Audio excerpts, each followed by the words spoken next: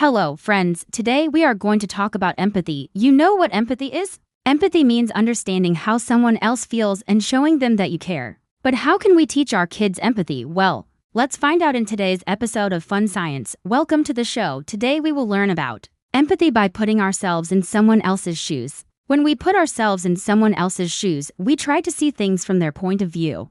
We try to feel what they feel. It helps us understand their actions and feelings.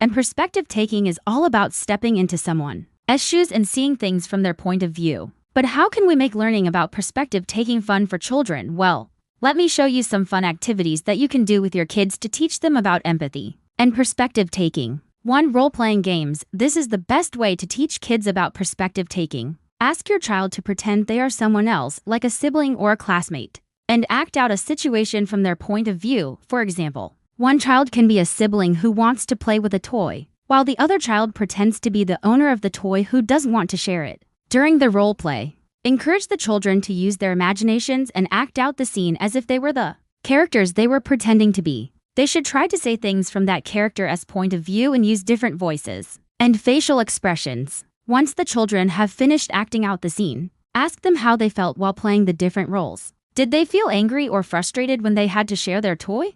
How did they feel when they couldn't play with the toy they wanted to play with? By talking about their feelings, children learn to understand the emotions of others. They also learn that other people may have different perspectives and feelings than their own. After the discussion, ask them if they would do anything differently if they were in that situation again. This helps them think about how they would react in similar situations in the future. Role-playing is a great way to help kids learn about perspective taking because it allows them to experience different points of view in a safe and fun environment. While doing these activities, keep in mind that every child is unique and they will learn at their own pace. Be patient and provide positive feedback and reinforcement to help them learn and grow. 2. Read books together. Reading books with your kids is a great way to introduce them to different perspectives and help them develop empathy. Choose books that feature characters with different perspectives and ways of thinking. Discuss the characters' feelings and why they might feel that way. This will help your child understand that people can have different perspectives and feelings. For example, after reading a book,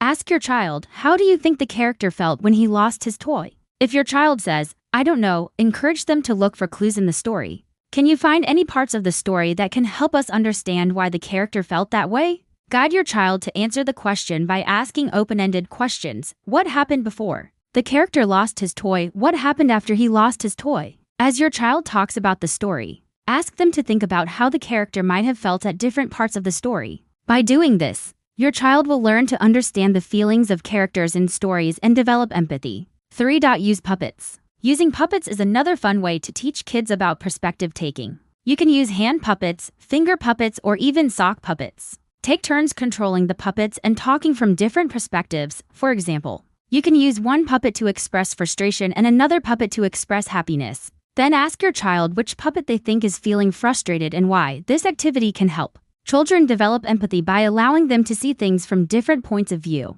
And that's all for today, friends. If you like this information, share it with your family and friends, subscribe for more interesting videos, and don't forget to tune in next time for a brand new episode of Fun Science. Until then, keep learning and stay curious. Bye-bye.